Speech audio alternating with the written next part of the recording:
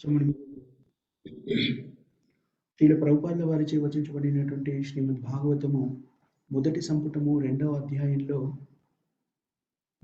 10వ శ్లోకం చర్చించుకోబోతున్నాం. భౌతిక ప్రపంచంలో జీవించి ఉన్నప్పుడు మనిషి ఆత్మని మరియు శరీరాన్ని కలిపి ఉంచడానికి కొన్ని కార్యక్రమాలు నిర్వర్తించవలసి ఉంటుంది. అవి కొన్ని భౌతికమైన కార్యక్రమాలలాగా కనబడవచ్చు, కానీ భౌతిక జీవనాన్ని కొనసాగించాలంటే అవి చేయవలసిన అవసరం ఉంది. ఇంద్రియాలకు కావలసినటువంటి కనీసమైన అవసరాన్ని తీర్చవలసినటువంటి బాధ్యత ఉంది ఆ శరీరాన్ని అలాగే కలిగి ఉండాలి అంటే. సో ఈ శ్లోకంలో మనం నిన్న ధర్మార్థ కామ మోక్షాల గురించి మాట్లాడుకుంటూ అసలు మతము అంటే ఏమిటి, ఏ మతమైన ఆచరణని మనం పాటించాలి అనేటువంటి దాని గురించి చర్చించాము నిన్న.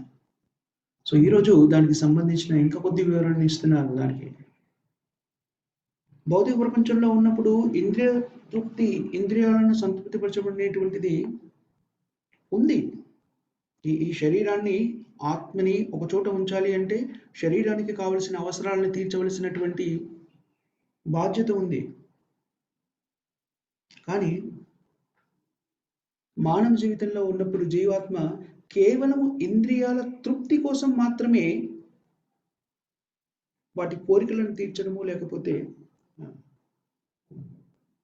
వాటిని తృప్తిపరచడం కోసమే జీవితాన్ని కొనసాగించడం అనేది సరైన విధానం కాదు. మానవ జీవిత లక్ష్యం ఎందుకుంది అంటే, లక్ష్యం ఏమిటి అంటే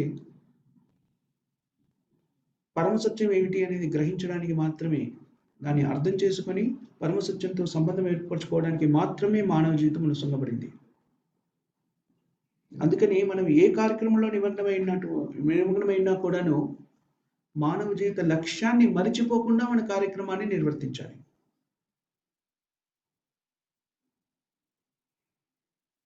కామస్యనేంద్రియ ప్రీతి లాభో జీవేత యావత జీవస్య తత్వ జిజ్ఞాస నార్థోయశ్చేత కర్మభి.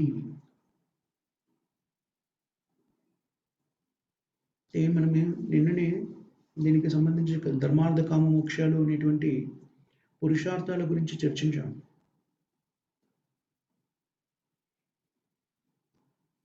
రిలీజియాసిటీ, ఒక మతాన్ని, ఒక విశ్వాసాన్ని మనము అవలంబిస్తున్నాము అంటే, దాని ప్రకారంగా జీవితాన్ని గడుపుతున్నాము అంటే, మతము అంటే లేకపోతే ధర్మము అంటే భౌతికమైనటువంటి లాభాపేక్ష కాదు, భౌతికమైనటువంటి లాభాలని పొందడం కాదు మతం అంటే.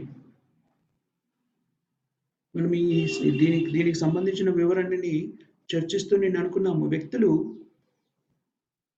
మందిరానికి లేకపోతే చర్చ్లకి లేకపోతే మసీదులకి వెళ్ళి, మనకి ముఖ్యంగా చర్చ్ గురించి మాట్లాడుకున్నాము, వాళ్ళు స్పష్టంగా చెప్తారు, ప్రతి ఆదివారము చర్చ్కి వెళ్ళి ఏం కోరుకుంటారు వాళ్ళు? భగవంతుడా, మాకు రోజు కావలసినటువంటి బ్రెడ్ సమకూర్చండి.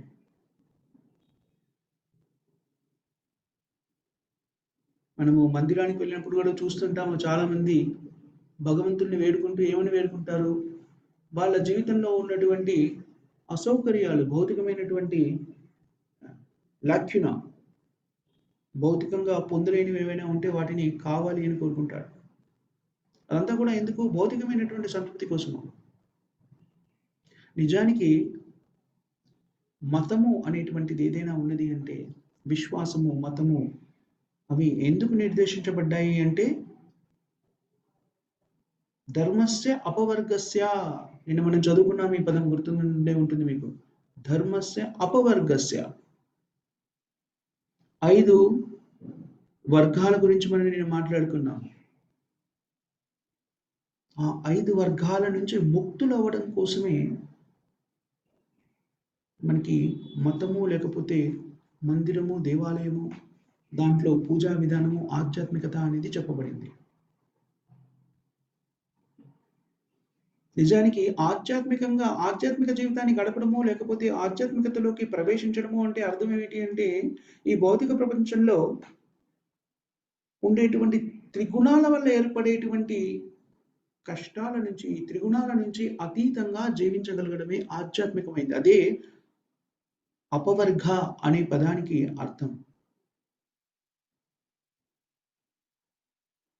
మరి అలా అంటే ఎవరైనా అనొచ్చు, ఇది చెప్తున్నది చెప్పడానికి బానే ఉందండి. కానీ భౌతిక ప్రపంచంలో జీవించాలి అంటే డబ్బులు కావాలి కదా! ఆర్థిక స్తోమత కావాలి కదా! ఆర్థికంగా లబ్ధి పొంది ఉండకపోతే, ఆర్థిక స్థితి సరిగా లేకపోతే జీవించడమే దుర్లభమవుతుంది.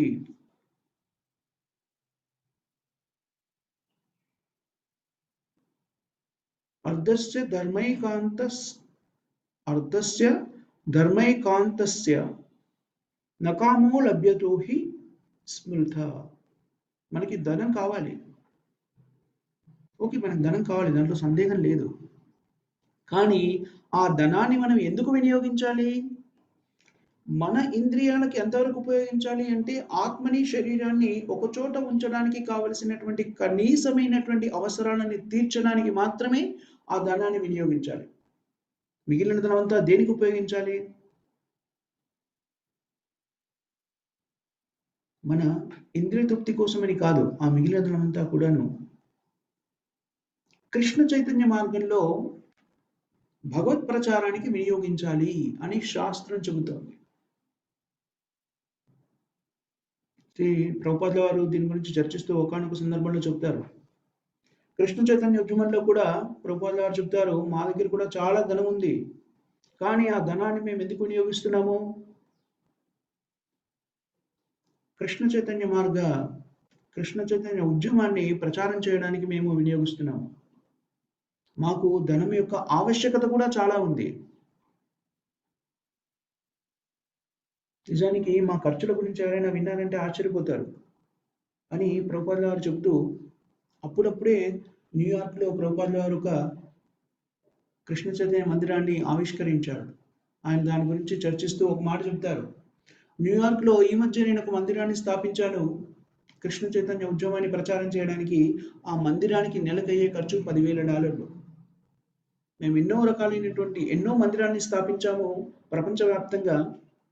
సగటున ప్రతి మందిరాన్ని నిర్వహించడానికి మాకు $10,000 ఆర్థిక స్థితి యొక్క ఆవశ్యకత ఉంది. అలాంటి మనకి 100 పైన ఎక్కువ మందిరాలు మేము కలిగి ఉన్నాము. ప్రపంచవ్యాప్తంగా మాకు 100 పైన ఉన్నాయి. ఒక్కొక్క శాఖకి ఎంతో ధనం అవసరమవుతుంది.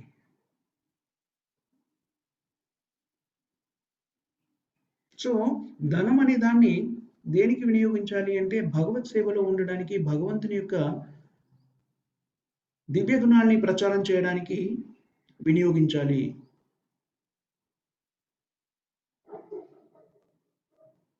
సో,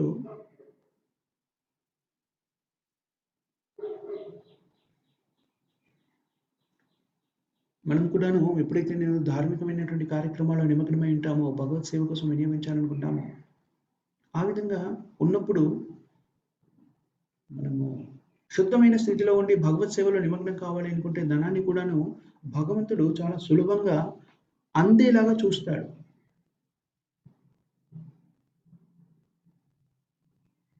సో, దీనికి సంబంధించి శ్రీల ప్రభుపాదుల వారు ధనాన్ని భౌతికంగా దాన్ని సమకూర్చుకోవడం ఎంత కష్టమైందో భక్తి మార్గంలో ఉన్నా కూడా అని చెప్పారు. ఎందుకనంటే ప్రభుపాదుల వారు స్థాపించిన మందిరాలన్నీ కూడాను భారతదేశంలోనే కాదు ప్రపంచవ్యాప్తంగా ఉన్నాయి కాబట్టి యూరోప్ మరియు దక్షిణ అమెరికా లాంటి దేశాల్లో ఎవరిని పడితే వాళ్ళని మనము డొనేషన్ కూడా అడగలేము. ఎవరినంటే వాళ్ళ ఇళ్ళకి అలా వెళ్ళిపోయి మేము ఈ కార్యక్రమం చేస్తున్నాము, మాకు మీరు కొంత డొనేషన్ ఇవ్వండి అని అడగడం కూడా సాధ్యం కాదు. వాళ్ళ ఇళ్లలోకి ప్రవేశించాలి అంటే మనం ఎవరో వాళ్ళకి తెలియాలి.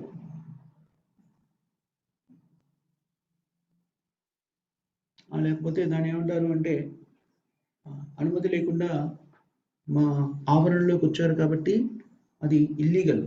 దానివల్ల శిక్ష కూడా పడే అవకాశం ఉంది. కొంతమంది అయితే చుట్టుపక్కల ప్రాంతాలు సరిగ్గా లేకపోతే వాళ్ళ ఇళ్లలో ఆయుధాలు కూడా పెట్టుకుంటారు. అలా చెప్పకుండా ప్రవేశిస్తే మనము వాళ్ళని హాని చేయడానికి ఏమైనా వెళ్తున్నామో అనుకోని కాల్పులు జరిపే అవకాశం కూడా ఉంది. అలా కాల్పులు జరిగితే వాళ్ళకి ఏ శిక్ష పడదు. ఎందుకనంటే వాళ్ళని రక్షించుకోవడానికి సంహరిస్తున్నారు అనేటువంటిది అక్కడి లా. ప్రతి ఇంటిలో కూడాను ఏదో రకమైన ఒక జీవి ఉంటుంది. కుక్క అలాంటివి. రకరకాల కుక్కలు అవి వాటిని పెంచుకుంటారు అక్కడ.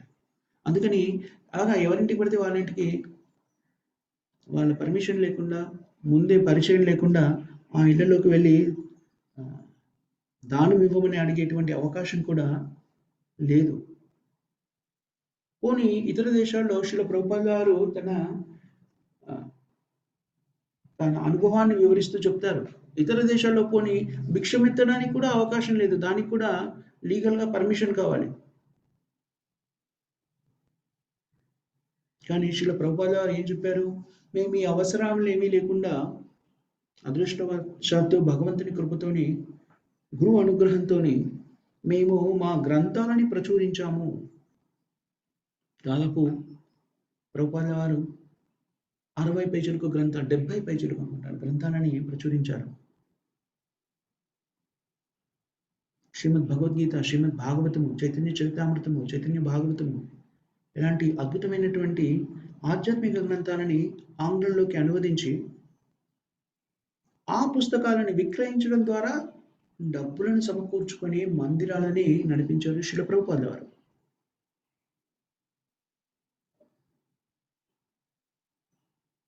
ఆ విధంగా కొన్ని లక్షల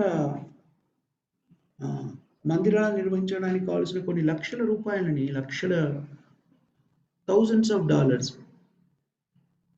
శ్రీల ప్రభుపాద వారు సమకూర్చుకోగలడు. శ్రీల ప్రభుపాద వారు చెప్పేవారు ఏమనంటే, వాళ్ళ గురువు మహారాజ్ ఎప్పుడూ ఒక మాట చెప్తూ ఉండేవారట. ఏమని? ఎప్పుడు కూడా వ్యక్తుల దగ్గరికి వెళ్ళి వాళ్ళకు సంతోషం కలిగించడానికి కావలసిన మాటలు చెప్పొద్దు. సత్యాన్ని ఎలాంటి ట్విస్ట్ లేకుండా, దాన్ని అరమరికలు లేకుండా సత్యాన్ని స్పష్టంగా సరళమైన భాషలో తెలియజెప్పు అని చెప్పేవాడు. అలా చేస్తే నీకు భక్తియుక్త సేవలో నీకు కావలసినటువంటి వనరులని భగవంతుడు కల్పిస్తాడు. ఇన్ని మందిరాలను స్థాపించి నీకు ఆర్థికమైనటువంటి అవసరం ఏర్పడింది అనుకోండి, దానికోసమని వ్యక్తుల దగ్గరికి వెళ్ళి వాళ్ళ విలువల్ని, వాళ్ళు జీవించే విధానాన్ని గొప్పదైనదని అసత్య వాక్యాలు పడకక్కర్లేదు. సత్యాన్ని సరళంగా ఉన్నట్టుగా మార్చకుండా తెలియజెప్పు. నీకు కావలసిన వనరులని భగవంతుడే సమకూరుస్తాడు అని చెప్పేవాట. అది అతని యొక్క విశ్వాసము, భగవంతుని మీద అతనికి ఉన్నటువంటి సంపూర్ణమైన విశ్వాసము. శ్రీల ప్రభుపాద వారు అంటారు, అది నేను మా గురువు గారి విశ్వాసాన్ని నేను స్వీకరించి పాటించినప్పుడు నేను ఆ అనుభవాన్ని పొందాను. నేను ఎవరి దగ్గరికి వెళ్ళిపోయి వాళ్ళు చాలా గొప్పవాళ్ళు కాబట్టి వాళ్ళని అభినందించి అబద్ధపు అభినందనని తెలియజేసి వాళ్ళని ఏదో ఇంద్రుడు చంద్రుడు అని పొగిడేసి డబ్బులు తీసుకురాలేదు. నేనేం చేశాను? సత్యాన్ని మాత్రమే చెప్పాను. అది నాకు అనుభవపూర్వకంగా ఉపయుక్తమైంది. భగవంతుడు నిజంగా నాకు తోడ్పాటును అందించారు. మామూలుగా నా స్థితిలో ఉన్నప్పుడు శ్రీల ప్రభుపాద గారు చెప్పారు, నా స్థితిలో వయసు దృష్ట్యా చూసినా కూడాను సన్యాసాశ్రమాన్ని స్వీకరించారు కాబట్టి స్వయంగా ధనాన్ని కూడా సంపాదించడానికి ఆస్కారం లేనటువంటి స్థితిలో ఇన్ని మందిరాలను స్థాపించి దాదాపు ఒక్కొక్క మందిరానికి $10,000 చొప్పున 100 మందిరాలు, 100 మందిరాలని స్థాపించి దాదాపుగా 10 లక్షలు కదా 100 మందిరాలంటే. $10 లక్షల, $10 లక్షల అంటే $1 మిలియన్ పర్ మంత్. అలాంటి వ్యయం అవసరమైనా కూడాను భగవంతుడు దాన్ని సమకూర్చాడు. ఈ ధనమంతా కూడాను వ్యక్తుల ద్వారా సమకూర్చబడింది. ఎలాగ సమకూర్చబడింది? శ్రీల ప్రభుపాద గారు పుస్తక ముద్రణ చేశారు. చేసి వాటికి విలువని ఆపాదించకుండా ఏమన్నారు? దాన్ని ఇచ్చేసి మీరు ఎంత ఇవ్వాలనుకుంటే కనీసంగా ఇంతైనా, కానీ మీరు ఎంత ఇవ్వాలనుకుంటే అంత డొనేషన్ ఇవ్వండి అని ధనాన్ని సమకూర్చుకొని భగవత్ సేవలో నిమగ్నమయ్యారు. కానీ ఈ ధన సముపార్జన అంతా కూడా శ్రీల ప్రభుపాదుల వారు ఎందుకు చేశారు?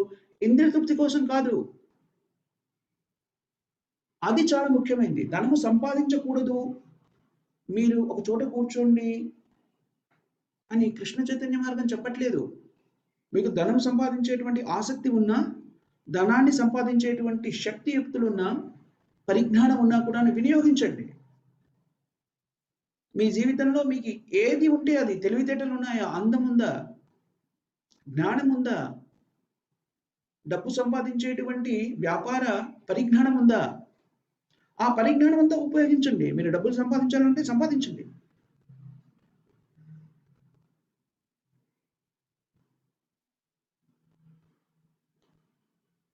కానీ ఆ ధనాన్ని ఇంద్రియ తృప్తి కోసం కాకుండా భగవత్ సేవలో వినియోగించండి. ఇంద్రియ తృప్తి కోసం ధనం కావాలి అంటే అది కూడా వస్తుంది నిజానికి. మన కర్మ ఫలానుసారంగా మనకి ఎంతైతే ధనం రావాలో అది మనకు వస్తుంది ఇంద్రియ తృప్తికి కూడా. కానీ దానికన్నా ఎక్కువ ఒక సెంట్ కూడా ఎక్కువ రాదు అని మనకు శాస్త్రం చెబుతుంది. భగవద్గీతలో చెప్తారు.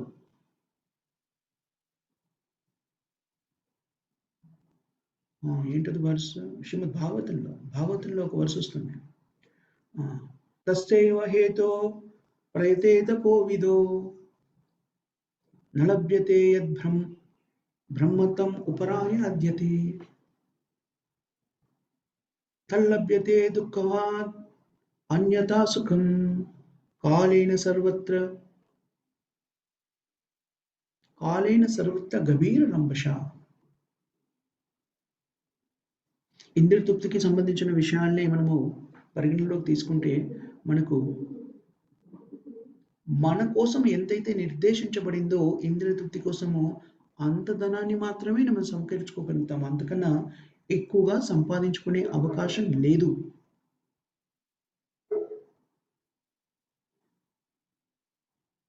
లేకపోతే శ్రీల ప్రభుపాదుల వారు ఒక చక్కని వాదనని తెర మీదకి తీసుకొస్తారు. ఏమిటంటే, మనము జీవించినప్పుడు కొంతమంది కర్మ సిద్ధాంతాన్ని కూడా విశ్వసించరు అనేటువంటి దాని గురించి మనం మాట్లాడుకుంటాము. మొన్న ఒకసారి మనం చర్చించుకున్నాం. ఏమిటంటే,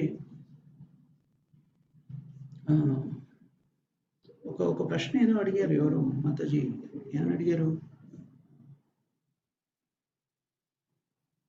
ఎందుకని ఇలాగా కొంతమందికి కర్మ సిద్ధాంతం గురించి అడుగుతూ అన్ని మంచి పనులు చేసిన వ్యక్తులకి నెగిటివ్ రిజల్ట్స్ అంటే ధర్మ కార్యాలు చేసిన వాళ్ళకి కూడా కష్టాలు ఎందుకు వస్తున్నాయి అనేటువంటి, మంచి పనులే చేస్తున్న వ్యక్తికి కష్టాలు ఎందుకు కలుగుతున్నాయి అని ఒక ప్రశ్న గురించి మనం చర్చించాము. ఒక 2-3 రోజుల్లో ఇప్పుడు దాని గురించి మనం చర్చించినప్పుడు నాకు ఉదాహరణ చెప్పుకున్నాము. కర్మ సిద్ధాంతం గురించి మనం అర్థం చేసుకుంటే అది మనకు అవగతమవుతుంది. మనం కర్మ చేసింది ఎలా ఉంటుంది అంటే అప్పటికప్పుడుగా దాని ఫలితం రాకపోవచ్చు. మనం కోటాను జన్మల నుంచి రకరకాల కర్మలు చేసినప్పుడు ఆ కర్మల ఫలితము కొన్నిసార్లు ఆ కర్మలు పుణ్య ఫలితాన్ని ఇస్తాయి, కొన్నిసార్లు పాప ఫలితాన్ని ఇస్తాయి. ఇప్పుడు ఒక కర్మకి సంబంధించి నేను ఏదో 100 కోట్ల జన్మల కన్నా ముందు చేసిన అవన్నీ ఆ కర్మలన్నీ ఎలా ఉన్నాయి, ఓ సీక్వెన్స్లో అలా పెట్టేసి ఉన్నాయన్నమాట. ఒకదాని తర్వాత ఒకటి, ఈ కర్మ తర్వాత ఈ కర్మ తర్వాత ఈ కర్మ ఫలితము అనుభవించాల్సి ఉంది. సో నేను 100 సంవత్సరాల క్రితము 100 జన్మల క్రితము ఏదో చేసిన ఒక పుణ్యకార్యం మూలంగా ఆ పుణ్యకార్య ఫలితం అనుభవించడానికి జీవితం వసంగబడింది అనుకోండి. అప్పుడు జీవితంలో అన్నీ కూడా సక్రమంగా కనబడుతూ ఉంటాయి. అలా కాకుండా 100 జన్మల క్రితం ఏదో పాప ఫలితాన్ని అనుభవించడం కోసమని నాకు ఆ జీవితం ఇవ్వబడింది అనుకోండి. నేను భౌతికంగా ఇప్పుడు ఈ జీవితాన్ని పొందినప్పుడు అన్నీ కూడా సక్రమంగా చేస్తూ ఉన్నట్టుగా కనబడవచ్చు. కానీ నేను అనుభవిస్తుంది ఏమిటి, ఏదో ఒక 100 జన్మల క్రితం నేను చేసినటువంటి పాపానికి ఫలితంగా నాకు ఈ జన్మ ఇవ్వబడింది. కాబట్టి ఆ పాపానికి సంబంధించినటువంటి ఫలితము సంపూర్ణంగా నశించుకోవాలి అంటే దాన్ని అనుభవించాలి. కాబట్టి ఇప్పుడు అనేక కష్ట నష్టాలకి నేను ఓర్చుకుంటూ ఉండవచ్చు. కానీ బాహ్యంగా చూస్తే అన్ని ధార్మిక కార్యక్రమాలే నేను చేస్తున్నాను. చూసే వాళ్ళకి అనిపిస్తుంది ఈ వ్యక్తి అన్ని ధార్మిక కార్యక్రమాలే చేస్తున్నాడు, చాలా మంచి వ్యక్తి. కానీ అనేకమైనటువంటి ఇబ్బందులని జీవితంలో ఎదుర్కొంటున్నారు. ఇది మనకి కర్మ సిద్ధాంతం కొంచెమైనా మనం అవగతం చేసుకున్నప్పుడు మనకి ఈ విషయం స్పష్టంగా తెలుస్తుంది. కర్మ సిద్ధాంతము అనేది జీవాత్మకి అసలు లేకపోయి ఉంటే కొంతమంది నిరుపేదలుగా, మరికొంతమంది పుట్టుకతోనే అష్టైశ్వర్యాలను కలిగి ఉన్న వాళ్ళుగా ఎందుకు జన్మిస్తారు? ఈ కర్మ సిద్ధాంతానికి సంబంధించినటువంటి భాగ్యము అంటారు తెలుగులో కొన్నిసార్లు. దాన్ని మనము మార్చలేము. అది బద్ధజీవులకి దానికి మార్చుకునేటువంటి శక్తి కూడా లేదు. అది అది నిర్దేశించబడినటువంటిది. కర్మానుసారంగా అది నిర్దేశించబడింది. కానీ దాన్ని మార్చగలిగే శక్తి బద్ధ జీవితంలో ఉన్న వ్యక్తికి లేదు, కానీ కృష్ణ చైతన్య మార్గాన్ని స్వీకరించిన వాళ్ళకు ఉన్నది. ఎందుకని?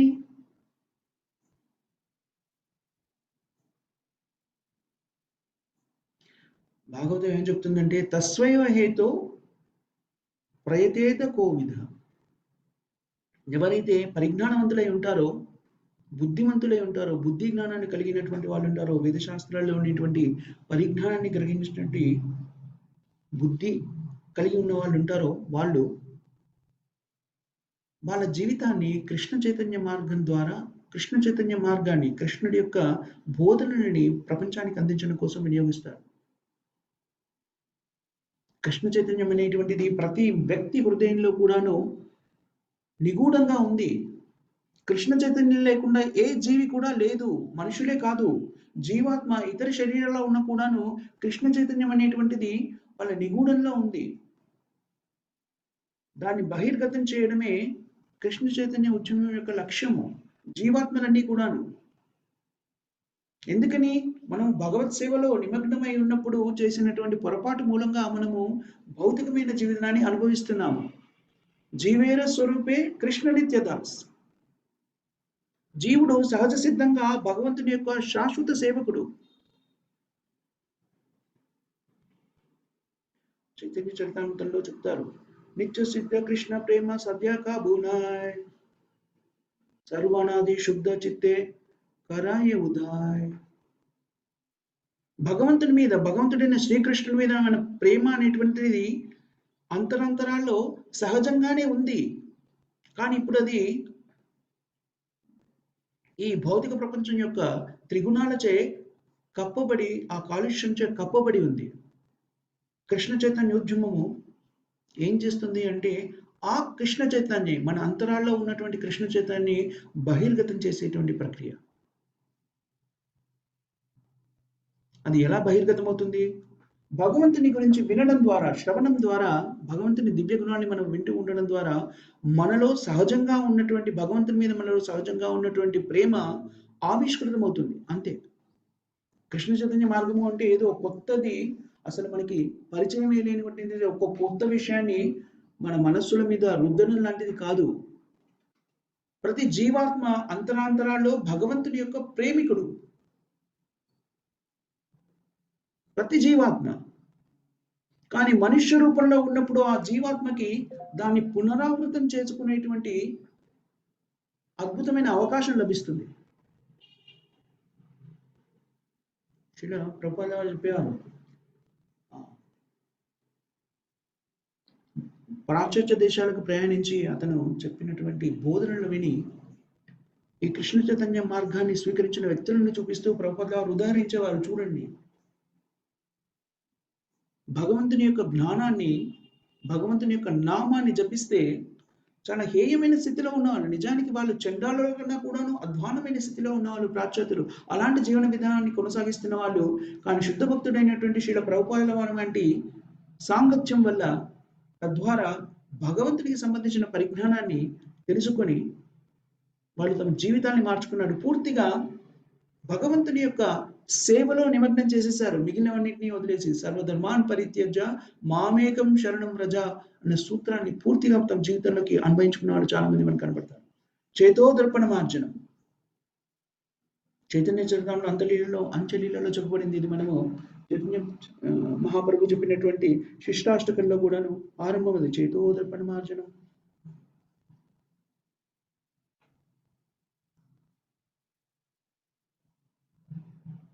ఎప్పుడైతే మనకి జీవాత్మకి ముఖ్యంగా మానవ శరీరంలో ఉన్న జీవాత్మకి ఈ అవకాశం ఇవ్వబడుతుందో, హరినామ సంకీర్తన చేయడానికి, హరే కృష్ణ మహామంత్రాన్ని వినడానికి అవకాశం ఇవ్వబడుతుందో, అప్పుడు ఏం జరుగుతుంది?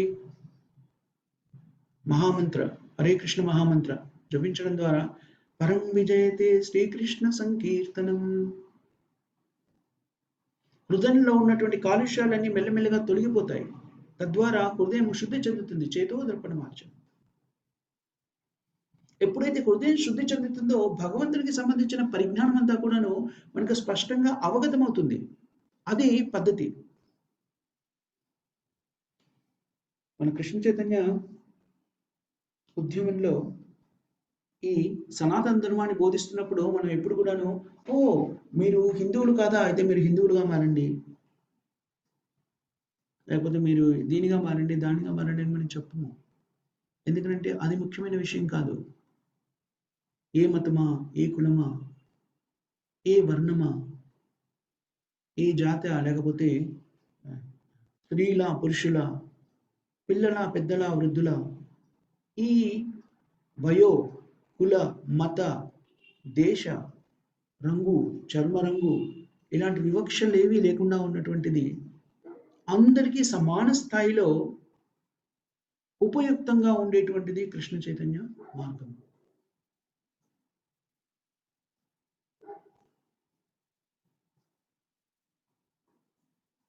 శ్రీల ప్రభుపాద గారు దీన్ని ప్రచారం చేయడానికి ముందుగా న్యూయార్క్లో టాంకిన్సన్ స్క్వేర్లో ఒక చిన్న పార్క్ ఉండేది.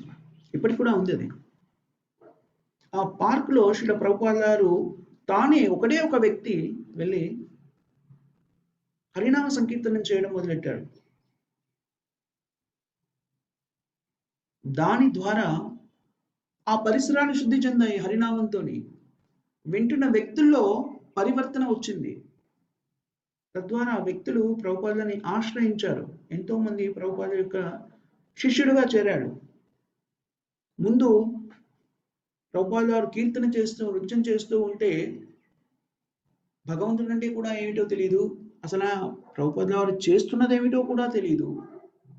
ప్రభుపాద వారి బెంగాలీ యాసతో ఆయన ఆంగ్లంలో మాట్లాడితే వాళ్ళు కనీసంగా దాన్ని అర్థం కూడా చేసుకోలేని స్థితిలో ఉన్నారు. కానీ హరినామ సంకీర్తనని ప్రభుపాద గారు చేస్తూ నృత్యం చేస్తూ ఉంటే ఆకర్షితులే. ఎలాంటి స్థితిలో ఉన్నారు? ధర్మం అంటే తెలీదు, భగవంతుడు అంటే తెలీదు, కనీసంగా వర్ణాశ్రమ ధర్మంలో కూడా స్థిరమైనటువంటి వాళ్ళు కాదు. చండాలుల కన్నా హీనమైన స్థితిలో ఉన్న వాళ్ళు కూడాను భగవన్నామానికి, శ్రీల ప్రభుపాదుల వారు భగవన్నామాన్ని జపిస్తూ సంకీర్తన యజ్ఞాన్ని చేస్తూ హరే కృష్ణ మహామంత్రాన్ని జపిస్తూ నృత్యం చేస్తే శ్రీల ప్రభుపాద వారికి ఆకర్షితులై వాళ్ళు కూడా వచ్చే ముందు ప్రభుపాద వారితో నృత్యం చేయడం మొదలెట్టారు.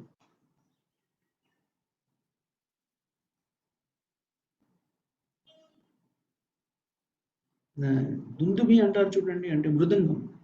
ఒక చిన్న మృదంగాన్ని మెడలో వేసుకుని శ్రీల ప్రభుపాద వారు దాన్ని మృదంగాన్ని వాయిస్తూ హరినామాన్ని జపిస్తూ ఉంటే యువతీ యువకులైనటువంటి వాళ్ళు భౌతిక ప్రపంచంతో విసిగి వేసారిపోయి మత్తు పదార్థాలకి బానిసలైనటువంటి వ్యక్తులు కూడాను శ్రీల ప్రభుపాద వారి నృత్యానికి ఆకర్షితులయ్యారు. శ్రీల ప్రభుపాద వారు తన డైరీలో రాసుకుంటారు, కృష్ణ చైతన్య మార్గం, కృష్ణ చైతన్య ప్రచారము పాశ్చాత్య దేశాల్లో ఇదే విధంగా ప్రారంభమైంది.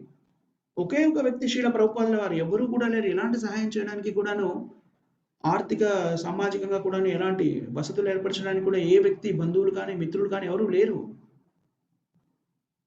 అలాంటి స్థితిలో ఒకే ఒక వ్యక్తి హరినామ సంకీర్తన చేయడం ద్వారా శుద్ధమైనటువంటి మానసిక స్థితి, ఎలాంటి కూడాను తన స్వార్థ చింతన ఏమీ లేదు, భగవత్ ప్రచారం చేయాలనేటువంటి ఏకైక లక్ష్యంతో ఆయన హరినామ సంకీర్తనని చేయడం ద్వారా సమాజం కూడా విసర్జించబడినటువంటి వ్యక్తులు మత్తుపానీయాలకు బానిసలై కనీస మానవ స్థితిలో కూడాను, మానవ స్థాయిలో కూడాను, వాళ్ళ నాగరికత ప్రకారంగా కూడాను జీవితాన్ని గడపలేనటువంటి హేయమైన స్థితిలో ఉన్నారు. వాళ్ళ చేత కూడా నిజానికి పాశ్చాత్య నాగరికత అంటే నాగరికతనే లేదు, సరైంది. కానీ బాహ్యంగా కనబడేటువంటి నాగరికత ఏందో, శుభ్రత, ఇలాంటివి ఏవైతే ఉన్నాయో అలాంటి వాటిని కూడా పాటించినటువంటి వ్యక్తులు, సమాజంతో దూషించబడి నిరసించబడినటువంటి వ్యక్తులు రోజు శుద్ధంగా స్నానం చేయడం, మొహం కడగడం అలాంటివి వదిలేయండి. కనీసంగా వాళ్ళు ఏ స్థితిలో ఉన్నారో కూడా తెలుసుకోలేనటువంటి స్థితిలో ఉన్న వ్యక్తులు మత్తు పానీయాలకు అలవాటు పడి ఏ క్షణంలో ఎక్కడున్నారు అనేటువంటి స్థితిని కూడా, బాహ్య అంతర్స్థితులను కూడా తెలుసుకోలేనటువంటి స్థితిలో ఉన్నటువంటి వ్యక్తులు హరినామానికి ఆకర్షితులయ్యారు. శ్రీల ప్రభుపాద వారితో నృత్యం చేయడం మొదలెట్టారు. తద్వారా శ్రీల ప్రభుపాద వారి సాంగత్యాన్ని తీసుకొని శుద్ధ భక్తుడైన ప్రభుపాద వారి సాంగత్యము హరినామ సంకీర్తనంతో వాళ్ళు శుద్ధి చెంది చేతో దర్పణ మార్జనం, హృదయం అంతా కూడా శుద్ధి చెంది భగవంతుని భక్తి ప్రకటితమైంది. నిజానికి భగవంతుని భక్తి, భగవంతుని మీద ప్రేమ అనేటువంటిది అన్ని జీవాల్లో నిగూఢంగా స్థిరపడి ఉంది. అది లేకుండా ఏ జీవి కూడా లేడు.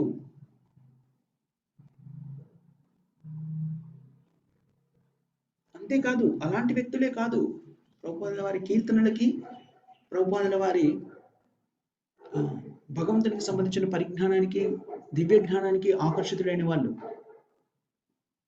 ఇక్కడ ప్రభుపాదుల వారు చెప్తారు, అదే సమయంలో హవర్డ్ వీలర్ అనేటువంటి ఒక ప్రొఫెసర్ ఉండేవాడు.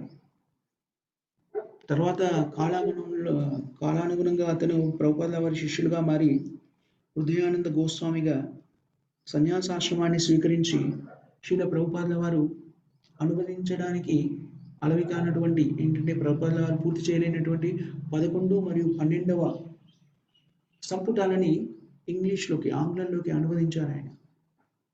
అలాంటి వ్యక్తి, ఆయన పేరు హవర్డ్ వీలర్. ఆయన ఒక యూనివర్సిటీలో ప్రొఫెసర్. అతను కూడా శ్రీల ప్రభుపాదుల వారిని ఎక్కడ కలిశారు? ఇలాగే పార్క్లో వాక్యాలకని బయలుదేరినటువంటి అతను శ్రీల ప్రభుపాదుల వారిని చూశాడు.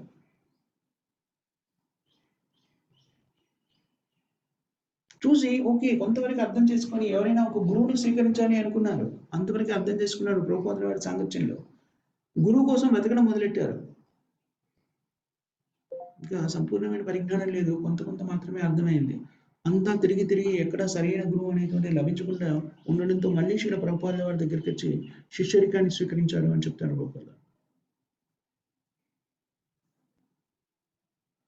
ముందు ప్రభుపాదుల వారిని అక్కడ చూసి ఒక వీధిలో శ్రీల ప్రభుపాదుల వారు దీనికి కృష్ణ భక్తికి సంబంధించిన దివ్య జ్ఞానాన్ని ప్రసాదిస్తున్నప్పుడు అతన్ని చూసి ప్రభుపాదుల వారిని ఆశ్రయించి ప్రభుపాదుల వారితో కలిసి జీవితాన్ని కొనసాగించడం, ఆయనతో పాటు ప్రయాణించడము అలాంటిది మొదలెట్టి తద్వారా శిష్యరికాన్ని స్వీకరించారు.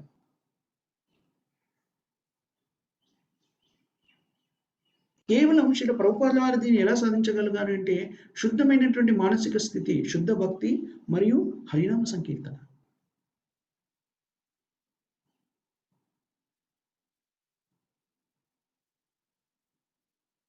హరే కృష్ణ ఉద్యమాన్ని తమ జీవితంలోకి అన్వయించుకొని దాన్ని పాటిస్తున్న వాళ్ళు సమాజంలో చాలా సులభంగా గౌరవించబడతారు. ఎందుకంటే వాళ్ళలో బాహ్యంగా చూస్తే కూడాను 4 నియమాలు అందరూ కూడా పాటిస్తూ ఉంటారు.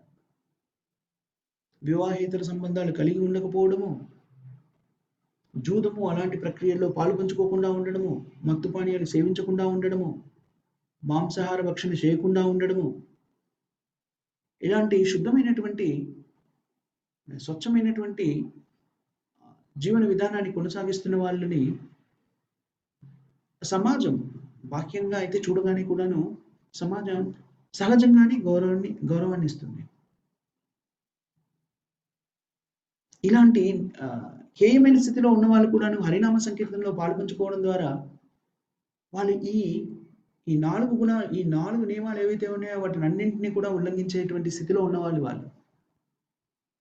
అలాంటి వాళ్ళు హరినామ సంకీర్తనాన్ని స్వీకరించిన తర్వాత పూర్తిగా వాళ్ళ జీవితాల్లో మార్పు రావడాన్ని వాళ్ళు గమనించారు. మనం ఇప్పటికి కూడా చూడవచ్చు.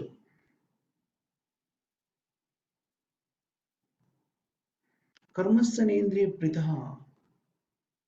మన యొక్క ఈ శరీరం ఉన్ననాళ్ళు కూడాను మనము ఈ శరీరానికి కావలసిన అవసరాలు తీర్చుకోవాల్సినటువంటి ఆవశ్యకత ఉంది. మనం భుజించకుండా ఉండలేం కదా, నిద్రించకుండా ఉండలేం కదా, మన ఇంద్రియాలకి సౌకర్యవంతంగా ఉంచాలి కదా, మనను మనం రక్షించుకోవాలి కదా. ఈ 4 ప్రక్రియలను చేయకుండా ఉండలేము. ఆహార నిద్ర భయమైదూన. ఇవి ఈ శరీరానికి కావలసినటువంటి, ఈ జీవితంలో మన శరీరానికి కావలసినటువంటి అవసరాలు. వీటిని ఏమన్నారు అంటే కామ అన్నారు. కామము అనేటువంటిది భౌతిక జీవన విధానంలో జీవిస్తున్నప్పుడు దాన్ని అంగీకరించబడింది. శాస్త్రం కూడా కామాన్ని, తృప్తిని, కోరికలను తీర్చుకోవడాన్ని అంగీకరించారు. భగవద్గీతలో శ్రీకృష్ణుడు కూడా చెప్తాడు ఏమని, ధర్మ అవిరుద్ధ కామోస్మి, ధర్మ అవిరుద్ధ కామోస్మి. కోరికలను తీర్చుకున్నప్పుడు ఎలా తీర్చుకోవాలి? ధర్మము ప్రకారంగా తీర్చుకోవాలి. వేదశాస్త్రాల్లో మనకి నిర్దేశించినట్టుగా జీవన విధానాన్ని కొనసాగిస్తూ మన కోరికలని తీర్చుకోవచ్చు అని చెప్పారు. అలాంటి ఆ రకమైనటువంటి కామము ఏంటంటే కోరికలు తీర్చుకునే విధానము శాస్త్రంలో అంగీకరించబడినది. అలా తీర్చుకున్నప్పుడు ఏం జరుగుతుంది? ఇప్పుడు సంతానోత్పత్తిని ఇంద్రియ తృప్తి కోసం వ్యక్తులు, స్త్రీ పురుషులు కలిసినా కూడా సంతానోత్పత్తి జరుగుతుంది. కానీ తమ ఇంద్రియాల సంతృప్తి కోసం స్త్రీ పురుషులు కలిసినప్పుడు కలిగేటువంటి సంతానోత్పత్తి ఏం జరుగుతుంది? పాపభూయిష్టం అవుతుంది. ఆ కార్యక్రమం అంతా కూడా పాపభూయిష్టం అవుతుంది. అలా కాకుండా కృష్ణ చైతన్య మార్గంలో వివాహం ద్వారా స్త్రీ పురుషులు ఏకమై తద్వారా సంతానోత్పత్తిని కలిగించుకున్నప్పుడు వాళ్ళని కూడా కృష్ణముక్తులుగా మార్చాలి అనేటువంటి సంకల్పంతో ఆ ప్రక్రియలో పాల్గొన్నప్పుడు మైథున ప్రక్రియ కూడా ఏమన్నారు భగవంతుడు? అది నేనే అన్నాడు.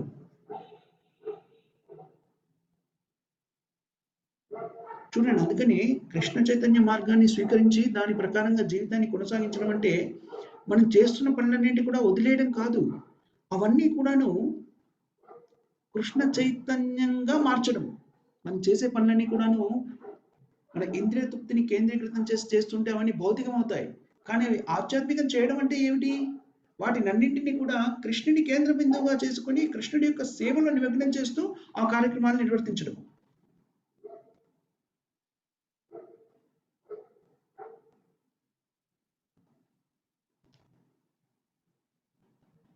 మనం మైథున ప్రక్రియలో పాల్గొనడం కూడాను శాస్త్రం అంగీకరించింది. కానీ ఎలాంటి మానసిక స్థితితో దానిలో పాల్గొనాలి? ఆ పునరుత్పత్తి ద్వారా ఉద్భవించిన శిశువులను కూడాను భక్తియుక్త భగవంతుని యొక్క సేవలో నిమగ్నం చేయడానికి అనేటువంటి చైతన్యంతో మైథున ప్రకృతిలో పాల్గొంటే అది కూడా పవిత్రమైంది. కానీ కేవలం ఇంద్రియ తృప్తి కోసం మైథున ప్రక్రియలో పాల్గొంటే అదేమంటున్నారు? పాపభూయిష్టమైనది అని చెప్తున్నారు. సో ఆ విధంగా ఆలోచిస్తే శాస్త్రంలో మనం చేస్తున్న కార్యక్రమాలన్నీ కూడా నిషేధించబడలేదు, కానీ నియంత్రించబడ్డాయి. వాటిని ఎలా నిర్వహించాలి అనేటువంటి వాటికి కొన్ని నియమ నిబంధనలు ఉన్నాయి. వాటి ప్రకారంగా శాస్త్రబద్ధంగా వాటిని నిర్వర్తించాలి. కానీ మనము మానవ జీవిత లక్ష్యాన్ని మర్చిపోకుండా వాటిని నిర్వర్తించాలి. మానవ జీవిత లక్ష్యం ఏంటంటే తత్వ జిజ్ఞాస. ఆ విషయాన్ని మనం మర్చిపోకూడదు. అందుకనే వర్ణాశ్రమ ధర్మంలో వేదశాస్త్రాలను అనుసరించు వర్ణాశ్రమ ధర్మాన్ని పాటించినప్పుడు దాంట్లో స్పష్టంగా వేదాలు మనకి ఎలాంటిది ఇచ్చాయంటే, ఈ శరీరానికి కావలసినటువంటి ఇంద్రియ తృప్తిని పొందుతూనే మెల్లిమెల్లిగా ఈ భౌతిక బంధనాల నుంచి విముక్తి కావడానికి కావలసిన అవకాశాన్ని, పద్ధతిని, ప్రక్రియని వేదాలు మనకి బోధించాయి.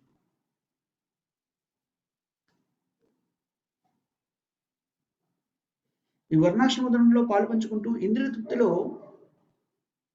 తృప్తిలో భాగం పంచుకుంటూ కూడా ఇంద్రియాలకు కావాల్సినటువంటి శారీరక అవసరాలను పూర్తి చేస్తూ కూడాను వేదశాస్త్రాల ప్రకారంగా వాటిని పూర్తి చేస్తూ ఉంటే మెల్లిమెల్లిగా మనము కృష్ణ చైతన్య మార్గంలో అభివృద్ధిని సాధించగలుగుతాము, ఆధ్యాత్మిక ప్రగతిని సాధించగలుగుతాము. అందుకనే వేదాలు మనకు ఒసంగినటువంటి ప్రక్రియ, విధి విధానాలు ఏవైతే ఉన్నాయో అది ఒక విధమైనటువంటి విధి విధానాలను సంతృప్తిపరచడానికి కాదు. వేదాల ప్రకారంగా జీవితాన్ని కొనసాగిస్తున్నాము అంటే ఇక నేను ఏ రకమైన ఇంద్రియ తృప్తిని చేయలేను కాబట్టి అనుకోవక్కర్లేదు. మన స్థాయిని బట్టి మన ఇంద్రియ తృప్తిని తీర్చుకుంటూనే ఆధ్యాత్మిక ప్రగతిని పొందడానికి కావలసినటువంటి అవకాశాన్ని వేదశాస్త్రాలు మనకి అందించాయి. అది వైదిక పద్ధతి, వైదిక జీవన విధానము అంటే. నిజానికి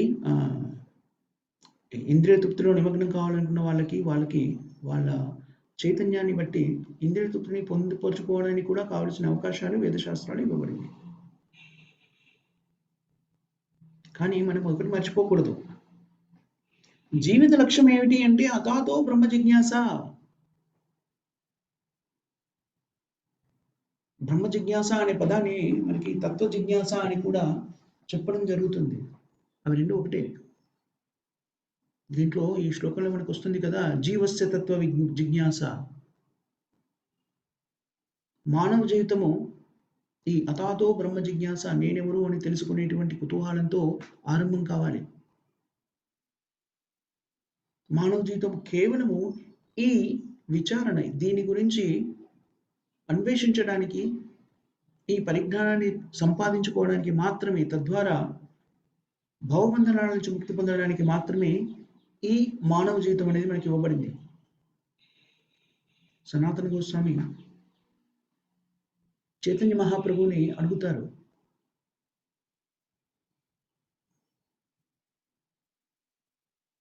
కేమే అనికేని అమాయజారే తాపత్రయ, నేనెవరు?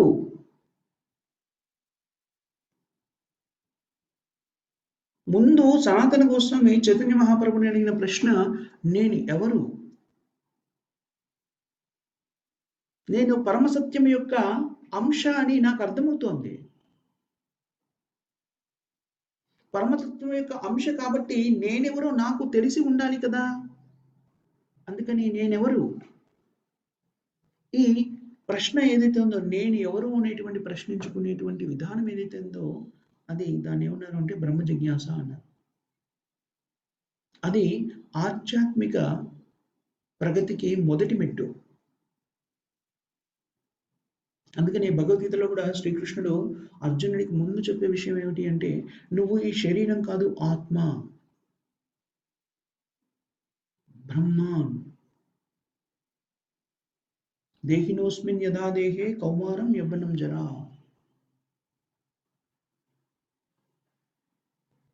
అస్మిన్ దేహే అంటే ఈ శరీరము, ఈ శరీరంలో ఒక వ్యక్తి ఉన్నారు. ఈ శరీరం క్షేత్రము, దాంట్లో క్షేత్రజ్ఞుడు ఉన్నాడు. కాబట్టి నువ్వు ఈ శరీరం కాదు, శరీరంలో ఉంటున్నటువంటి ఆత్మవి.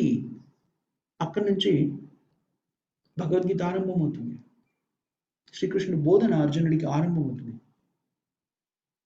ఈ బ్రహ్మ జిజ్ఞాస అనేటువంటిది ఆధ్యాత్మిక పురోగతికి ఆరంభమైనటువంటిది, తొలిమెట్టు.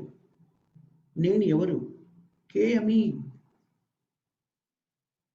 నేనెవరో తెలుసుకోకుండా భగవంతుని గురించి నేను అవగాహన చేసుకోలేను. ఒకవేళ నేనెవరో తెలుసుకోకుండా భగవంతునికి సంబంధించిన అవగాహన చేసుకునే ప్రయత్నం చేస్తే భగవంతుని సరిగ్గా అర్థం చేసుకోలేము, కృష్ణుని సరిగ్గా అర్థం చేసుకోలేము. అవజానంతి మా మూఢ మానుషం తాను మాశ్రిత. మనం 9వ అధ్యాయంలో చదువుకుంటాం, 11వ శ్లోకం. చాలా ముఖ్యమైన శ్లోకం ఇది. ఏమనుకుంటారు? అవజానంతి మా మూఢ, మూఢులు ఏమనుకుంటారు? కృష్ణుని గురించి ఆలోచిస్తూ తానెవరో తెలుసుకోకుండా కృష్ణుని గురించిన పరిజ్ఞానాన్ని సంపాదించుకోవాలి అనుకున్నప్పుడు ఏం జరుగుతుందట? కృష్ణుని కూడా నాలాగే సామాన్యమైన ఒక వ్యక్తి అనుకుంటాడు. కాకపోతే నాకన్నా కొంచెం ఉన్నత గుణాలు కలిగినటువంటి వ్యక్తి, నాకన్నా కొంచెం శక్తివంతుడైన వ్యక్తి అనుకుంటారు. అంతే. ఎందుకంటే భగవంతుని యొక్క ఆధ్యాత్మిక స్థితి, ఎందుకంటే వాళ్ళ యొక్క ఆధ్యాత్మిక స్థితి వాళ్ళకి తెలియదు కాబట్టి భగవంతుని యొక్క స్థితి సరిగ్గా వాళ్ళు అర్థం చేసుకోలేరు. అందుకనే శ్రీకృష్ణుని కూడా సామాన్య మనిషిగా, సామాన్య మానవునిగా భావిస్తుంటారు. అంటే భగవంతుని, బ్రహ్మాను, ఆధ్యాత్మికతకు సంబంధించిన పరిజ్ఞానాన్ని మనము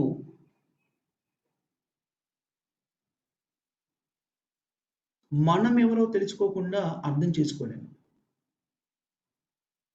ఆత్మ ఏమిటి అనేటువంటిది, నేను ఎవరు అనేటువంటిది సరిగ్గా అర్థం చేసుకోకుండా భగవంతుడు, పరబ్రహ్మ, పరమాత్మ, భగవంతుడు అనేటువంటి వాటి అర్థాన్ని, వాటి స్థితిని మనము అర్థం చేసుకోలేము అని చెప్తున్నారు. దాన్ని తెలుసుకోవాలనేటువంటి ఉత్సాహం ఉండడం ఏమిటి అన్నారు? తత్వ జిజ్ఞాస అని చెప్పారు ఇక్కడ. సో జీవస్య తత్వ జిజ్ఞాస. మనం పని చేయాలి. దేనికోసం చేయాలి? ప్రతి వాళ్ళు పని చేస్తున్నారు. ప్రతి వాళ్ళు చేసే పని ఏమిటి అంటే ఇంద్రియ తృప్తి కోసం చేస్తున్నారు. ప్రపంచమంతా, పాశ్చాత్య దేశాలు కావచ్చు, భారతదేశం కావచ్చు, ఎక్కడైనా కావచ్చు, ప్రతి వ్యక్తి కూడాను ఏదో ఒక పని చేస్తున్నాడు. ఎందుకంటే ఇంద్రియ తృప్తి కోసం, ఇంద్రియ తృప్తి కోసం. మానవ జీవిత లక్ష్యం ఎలా మారిపోయింది అంటే, మానవ సమాజంలో ప్రస్తుతం ఉన్నటువంటి స్థితిలో ఎలా మారిపోయింది అంటే, నా ఇంద్రియాన్ని ఎలా సంతృప్తిపరచాలి, ఇంకా ఎక్కువ ఎక్కువ ఇంద్రియ సంతృప్తిని ఎలా పొందాలి, అది లక్ష్యంగా మారిపోయింది. అది నిజానికి అది జీవిత లక్ష్యం కాదు. మానవ జీవిత లక్ష్యం అది కాదు. ముఖ్యంగా జీవిత లక్ష్యం, మానవ జీవిత లక్ష్యం ఏమిటి అంటే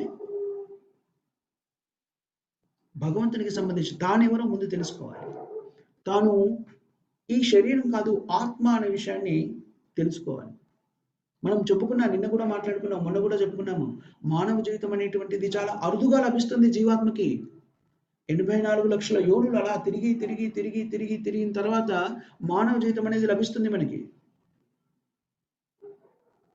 ఆ స్థితిలో ఉన్నప్పుడు మాత్రమే, దయచేసి అర్థం చేసుకోండి ఎంత ముఖ్యమైనది మానవ జీవితము అంటే, 80 లక్షల యోనుల్లో కొన్ని వందల వేల కోట్ల సంవత్సరాలు గడిపేసిన తర్వాత మళ్ళీ మానవ జీవితం అనేది వస్తుంది. ఆ స్థితిలో ఉన్నప్పుడు మాత్రమే నేనెవరు అనేటువంటి ప్రశ్నకి సమాధానాన్ని మనం వెతకగలుగుతాము. నేనెవరు, భగవంతుడెవడు, భగవంతుడికి నాకు మధ్య ఉన్న సంబంధం ఏమిటి, ఈ ప్రశ్నలన్నిటికీ సమాధానం మనం ఈ శరీరంలో, మానవ శరీరంలో ఉన్నప్పుడు మాత్రమే వ్యక్తీకృతం చేసి అర్థం చేసుకోగలుగుతాము. ఒకసారి ఈ అవకాశాన్ని పోగొట్టుకుంటే దాన్ని ఏమని చెప్తారు? ఆత్మహత్య సదృశ్యమైంది అని చెప్తారు. ఆత్మహత్య చేసుకోవడం లాంటిదే, ఆధ్యాత్మిక ఆత్మహత్య. మనము ఆ ప్రశ్నలకి సమాధానం వెతుకొని తద్వారా మనం నిర్వర్తించవలసిన విధిలో నిమగ్నం కాకపోతే ఈ సువర్ణ అవకాశాన్ని కోల్పోయి మళ్ళీ మనము జన్మ మృత్యు జరావాది చక్రంలో బందీలైపోతాం. మళ్ళీ మనకి ఈ మానవ జన్మ ఎప్పుడు లభిస్తుందో తెలియదు. అందుకని నరోత్తమ దాస ఠాకూర్ ఒక చక్కని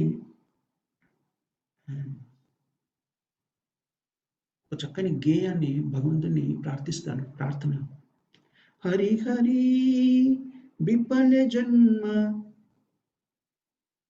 గోనైను मनुष्य जन्म पाए राधा कृष्ण न बजाए जनीय सुनीय विषय कहा. ఏమంటున్నాడు? తెలిసి తెలిసి నేను విషయాన్ని మింగేస్తున్నాను. ఎవరంటున్నారు? నరోత్తమ దాస్ ఠాకూర్, చాలా గొప్ప భక్తుడు. ఈ భౌతిక ప్రపంచంలో జీవనాన్ని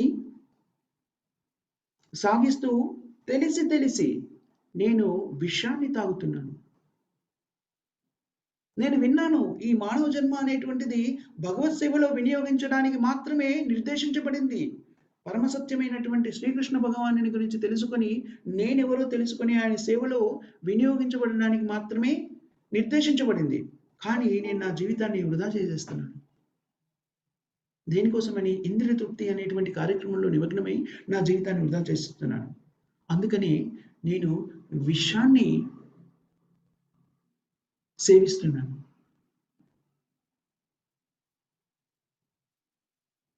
అందుకని ఇది దేంతో సమానం చెప్తున్నాడు? ఆత్మహత్య సదృశ్యమైంది అని చెప్తున్నాడు. ఎందుకంటే ఎవరైనా సరే తెలిసి తెలిసి విషాన్ని ఎప్పుడు స్వీకరిస్తారు?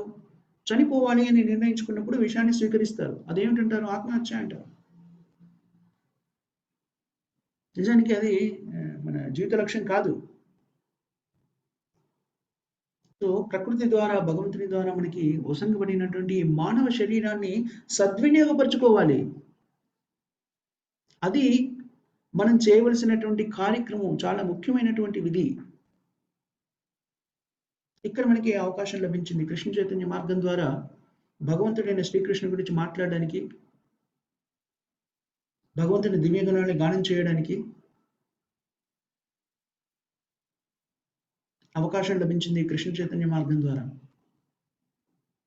కృష్ణుడు సంపూర్ణ తత్వము. అతని నామానికి, గుణానికి, వ్యక్తికి తేడా ఏం లేదు. భగవంతుడైన శ్రీకృష్ణుడికి అతని మనకి బోధించినటువంటి పదాలకి, బోధనలకి కూడా తేడా లేదు. అందుకనే శ్రీమద్ భగవద్గీత అనేటువంటిది భగవంతుడైన శ్రీకృష్ణుడి యొక్క బోధన. మనం ఎప్పుడైతే భగవద్గీతను అభ్యసిస్తామో, వింటామో, శ్రవణం చేస్తామో, చదువుతామో, మనం గమనించాల్సింది ఏంటంటే మనము డైరెక్ట్గా శ్రీకృష్ణుడితో సంభాషిస్తున్నాము అనేది మనం అర్థం చేసుకోవాలి.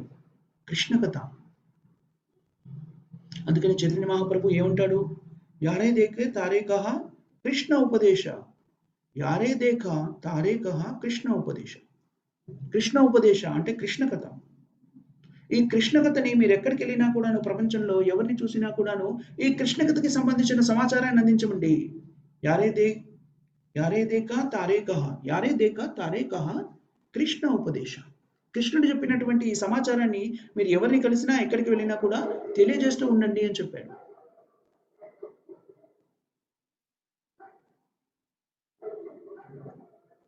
సో మనం చేయవలసినటువంటి కార్యక్రమం ఏమిటంటే, మానవ జీవితాన్ని సరిగ్గా వినియోగించుకోవాలి అంటే భక్తియుక్తమైన సేవలో నిమగ్నం కావాలి. భక్తియుక్తమైన సేవలో నిమగ్నం కాకుండా మానవ జీవితాన్ని సఫలీకృతం చేసుకోలేము.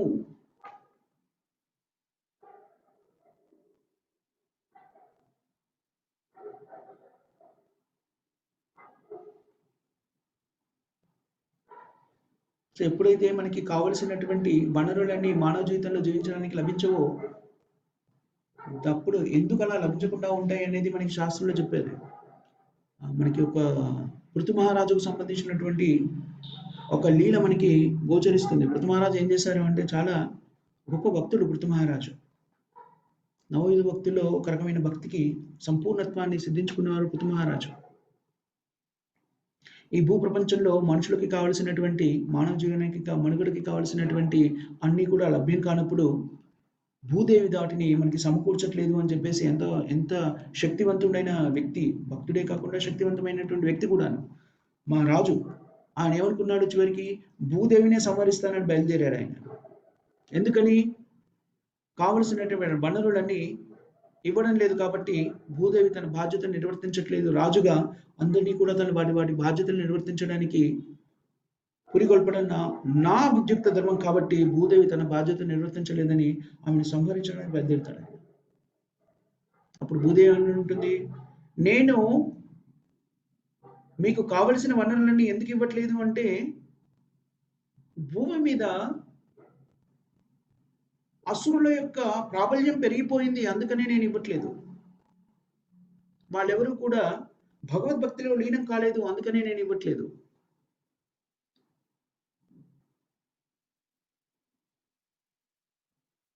అందుకనే శ్రీల ప్రభుపాద గారు ఒకానొక సందర్భంలో చెప్తారు, భౌతిక ప్రపంచంలో ఎప్పుడైతే కృష్ణ చైతన్య మార్గాన్ని కాకుండా ఇతర జీవన విధానాన్ని అవలంబించే వాళ్ళు పెరుగుతున్నా కొద్ది ఏం జరుగుతుందట? కావలసినటువంటి ఆహారం కూడా మనకు లభించదు అని చెప్తున్నారు.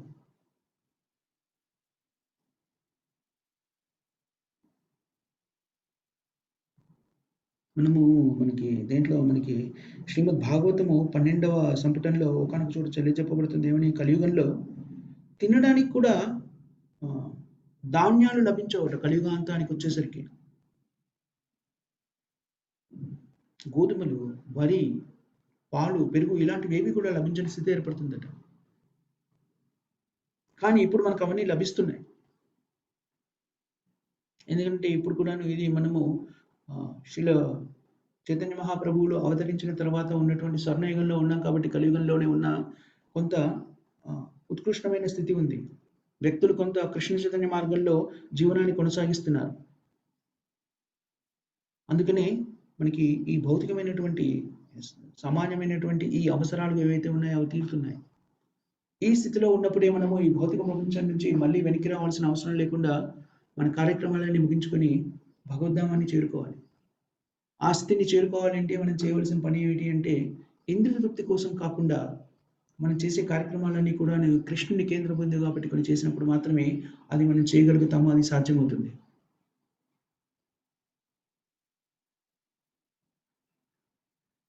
సో నిజానికి మనము ఎప్పుడైతే జీవస్య తత్వ జిజ్ఞాస అని దీంట్లో చెప్పారో, జీవుడు ఎప్పుడైతే తత్వ జిజ్ఞాస వైపు ఆకర్షితుడై భక్తియుక్తమైన సేవలో నిమగ్నమవుతాడో అప్పుడు మనము ఆహారానికి కావలసిన వాటిని మనం వెతుక్కోక్కర్లేదు. మనకి భగవద్గీతలో కూడా ఒక శ్లోకం వస్తుంది, ఏమని?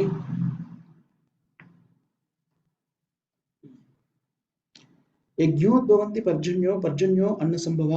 యజ్ఞోద్భవంతి పర్జన్యో, యజ్ఞం చేయడం ద్వారా వర్షం కురుస్తుంది, వర్షం ద్వారా అన్నం ఉత్పత్తి అవుతుంది అన్నారు. యజ్ఞం ఏమిటి? కలియుగంలో నిర్దేశించబడినటువంటి యజ్ఞం ఏమిటి అంటే, హరే నామ హరే నామ హరే నామ ఇవ కేవలం కలువు నాస్తివ నాస్తివ నాస్తివ గతిరంజద. కలియుగంలో నిర్దేశించబడినటువంటి యజ్ఞం, ఏకైక యజ్ఞం ఏంటంటే సంకీర్తన యజ్ఞం. హరే కృష్ణ కృష్ణ కృష్ణ హరే హరే, హరే రామ రామ రామ హరే హరే. ఈ మంత్రోచ్చారణ ద్వారా మనము కలియుగంలో నిర్దేశించినటువంటి యజ్ఞాన్ని నిర్వర్తిస్తూ తద్వారా సరి అయిన వర్షాలు కురవడానికి కారణభూతం అవుతాము. దానివల్ల ఏమవుతుంది అంటే సరి అయిన పంటలు పండి ఆహారం లభిస్తుంది. చూడండి, భౌతిక ప్రపంచంలో ఉన్న ప్రతి సమస్యకి కూడా సమాధానము మనము కృష్ణ చైతన్య మార్గంలోనే నిక్షిప్తమైంది అని మనకి శాస్త్రాల ద్వారా స్పష్టంగా అవగతమవుతుంది. ఆహారం లేదు అని కొట్టుమిట్టాడుతూ ఉంటారు ప్రపంచంలో జనసమూహం. అది ఎలా పొందాలో మనకి శాస్త్రంలో చెప్పారు. మనం చేయవలసినటువంటి యజ్ఞాన్ని మనం నిర్వర్తిస్తే తద్వారా వర్షాలు కురుస్తాయి. వర్షాలు కురిసినప్పుడు ఆహార ఉత్పత్తి జరుగుతుంది. సో మనము దైనందిన జీవితంలో చూసేటువంటి సమస్యలు కూడా తీరాలి అంటే మనము కృష్ణ చైతన్య మార్గాన్ని స్వీకరించినప్పుడు మాత్రమే వాటన్నింటిని కూడా పరిష్కరించుకోగలుగుతాము.